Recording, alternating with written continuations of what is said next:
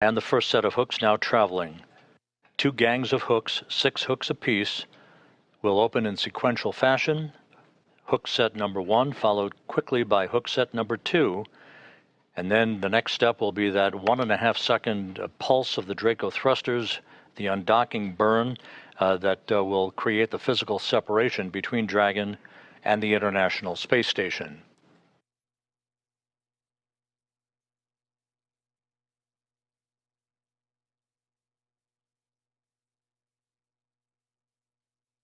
The Expedition 73 crew, who will be left on board the station to continue the unbroken presence of humans on board the orbital outpost led by Roscosmos cosmonaut Sergei Ryzhikov. He's the new ISS commander, joined by Alexei Zabritsky, Oleg Platonov, Johnny Kim, Zena Cardman, Mike Fink, and Kimia Yui.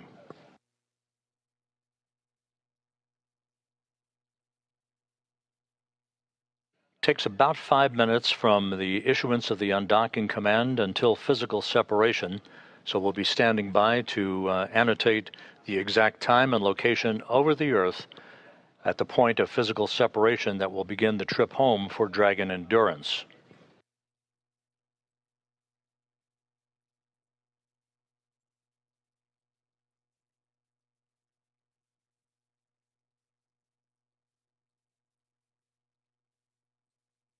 We're currently in an orbital nighttime pass.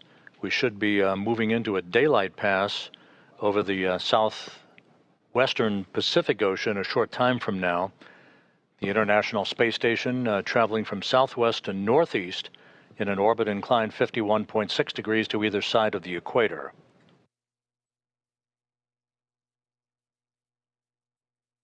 Dragon and the International Space Station flying into an orbital sunrise.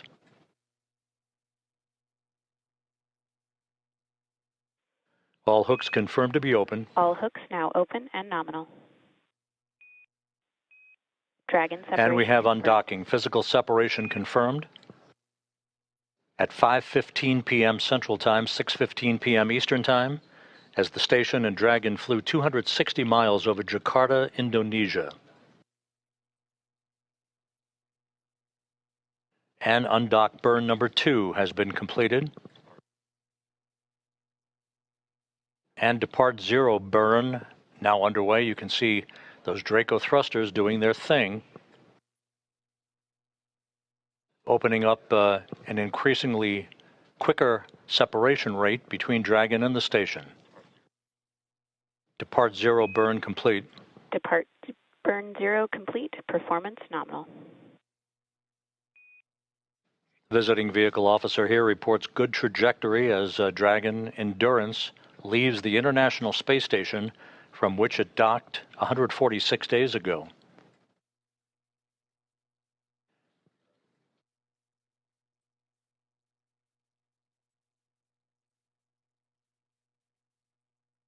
We're about 4 minutes away from depart burn number 1. That'll be a 22-second firing of the Draco thrusters to increase the acceleration of Endurance away from the International Outpost. Again, physical separation, undocking occurring at 5:15 p.m. Central, 6:15 p.m. Eastern Time, as Dragon and the station flew 260 miles over Jakarta, Indonesia.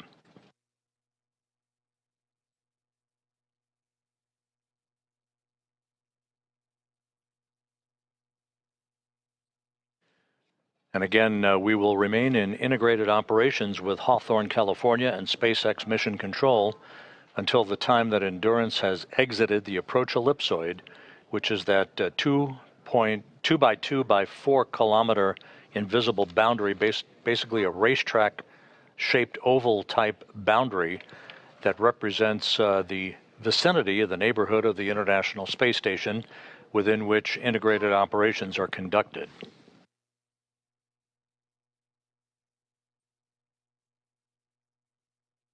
and McClain, Nichole, Ayers, Takuya, Onishi, and Kirill, Peskov beginning the journey home that will culminate with their parachute-assisted splashdown off the coast of California Saturday morning.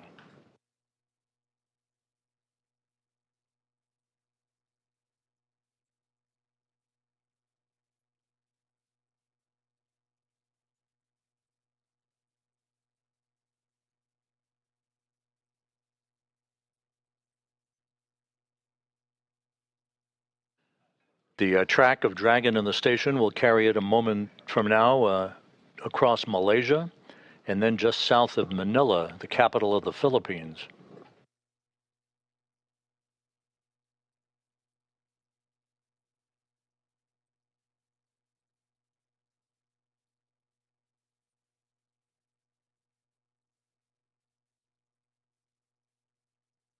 Everything has gone by the book. All of the pre-departure preparations went per the timeline. The undocking was deliberately pushed back a few minutes to gain better visibility, communications, and camera views of Dragon as it departed the International Space Station.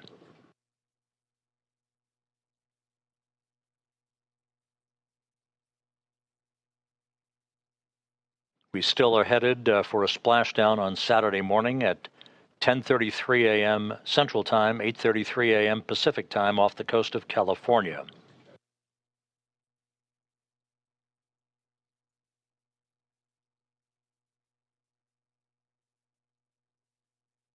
This will be the fourth time that SpaceX will have executed a splashdown and recovery off the coast of California, following in the footsteps of Fram-2, the 32nd commercial resupply mission, a cargo Dragon, and then most recently Axiom 4, but this will be the first time that a California splashdown will have been executed as part of the commercial crew program.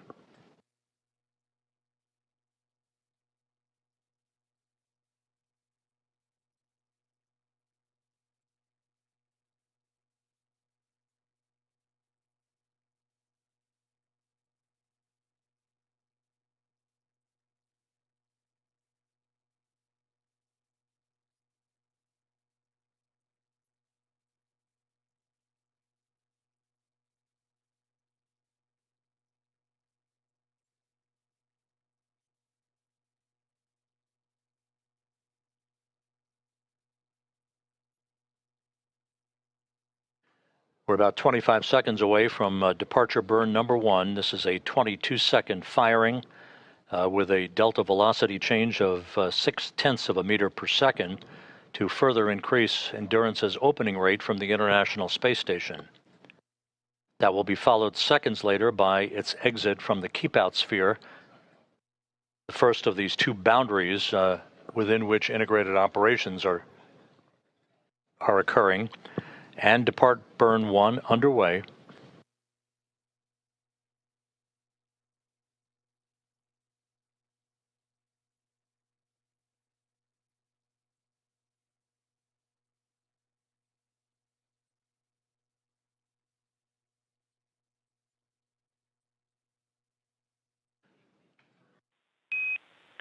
Depart burn 1 complete. You are go to DOF suits per procedure 4.012. Reminder, ground will be deactivating the big loop following exit from the approach ellipsoid.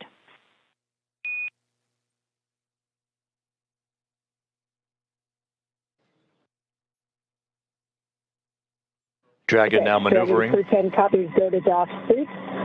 To the ISS crew, Expedition 73 Bravo, it is an absolute privilege to cross paths with you. Good luck in the rest of the mission. Godspeed.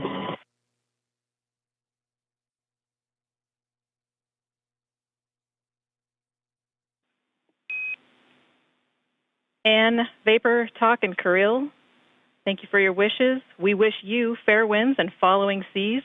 It's been an honor for all of us around the world to support you as you lived and worked on the International Space Station. We cannot wait to welcome you home to the blue skies of Earth.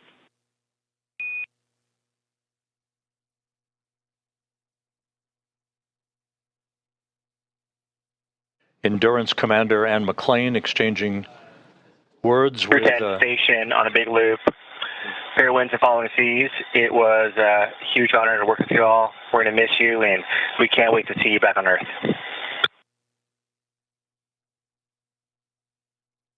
Likewise, Johnny and the rest of the crew, have a great mission. Again, Endurance Commander Anne McClain wishing all the best and a big vote of thanks. Dragon and Station, Houston on the big loop. Dragon has exited the keep-out sphere.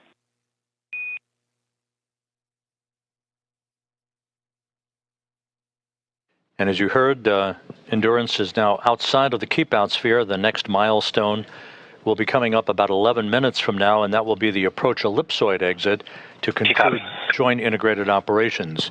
And you heard those words from spacecraft communicator Tess Caswell here in Mission Control, as well as NASA astronaut Johnny Kim, who remains on board the station until early December as part of the Expedition 73 crew.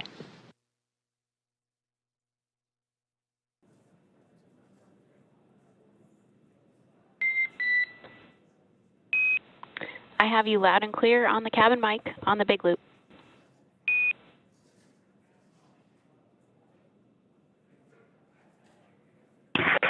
Okay, we can hear you loud and clear. And those comms there were with the core or the crew? SpaceX Dragon, com check on Dragon to ground. I've got you loud and clear on Dragon to ground. How me?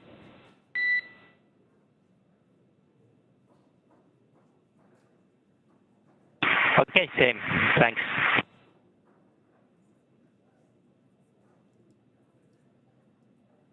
Again, those comms there were between JAXA astronaut Takuya Onishi and the core or the crew operations resource engineer in SpaceX Mission Control in Hawthorne, just behind us. And again, to recap a little bit, the undock command was sent around 3:10 p.m. Pacific, 6:10 p.m. Eastern. This was then followed by umbilical retraction and hooks opening, with that physical separation then taking place at 3:15 p.m. Pacific, 6:15 p.m. Eastern, as the space station and Dragon were traveling 260 statute miles over Indonesia. Dragon has since completed 2 of 4 departure burns and exited the keep-out sphere. Again, that is that 200-meter invisible boundary around the International Space Station. We are now about 5 or so minutes away from Dragon crossing the approach ellipsoid to set the spacecraft and Crew-10 up for their path back to Earth. Dragon is now about 500 meters away from the International Space Station. Again, that range and range rate continuing to increase as it continues on its departure. Again, Dragon is targeted to splash down off the coast of California tomorrow, August 9th at 8:33 a.m. Pacific, 11:33 a.m. Eastern, marking the completion of their 5-month science and research mission. Of course, if you're following along, you've noticed that in the bottom left-hand corner of your screen, we have updated the telemetry that we're sharing with you, now tracking the speed and altitude of the Dragon spacecraft. There we've got a shot on board on your screen right now of on board the Dragon spacecraft. Our crew inside has been given the go to doff their suits. Generally speaking, we always have the astronauts in their suits when we're in dynamic phases of flight. That's because the spacesuits are effectively an extension of the spacecraft. If we needed to for any reason, the spacesuit is designed to keep the astronauts safe. Now that we've cleared that dynamic phase, it's time for them to take those suits off, get a little bit more comfortable for their 17.5-hour journey home. And then they will put those suits back on just before they begin that deorbit phase. So they'll have a little bit of time to get some sleep, get a meal, and really settle in, since it is a 17.5-hour journey. Again, we are about 5 or 6 minutes away from exiting the approach ellipsoid. Again, that is that 2 kilometer by 2 kilometer by 4 kilometer invisible boundary that we are waiting for Dragon to exit. And once that happens, Crew-10 will no longer be in integrated operations, and you did hear them setting up some of the communications directly between SpaceX Mission Control and Hawthorne and Crew-10 aboard Dragon, so it'll be a direct communication with them without the station crew in the loop there.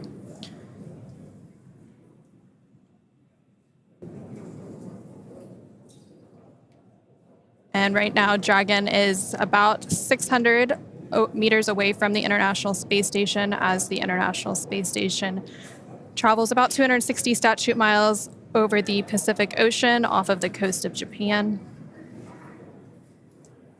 And the International Space Station does go through an orbit every 90 minutes or so.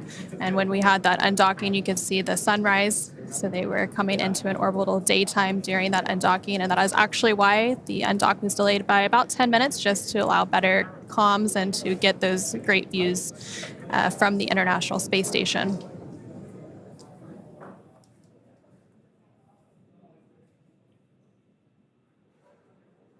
As you mentioned, because we're orbiting the Earth roughly every 90 minutes, our Crew-10 astronauts and those astronauts still on board the International Space Station are seeing about 15 sunrises and sunsets every day. And there on your screen, you're seeing a live look inside the SpaceX Mission Control here in Hawthorne. Again, the Dragon and the International Space Station do go in and out of signal as they transition satellites, which is known as a loss of signal. And then once they reacquire signal, that'd be acquisition of signal.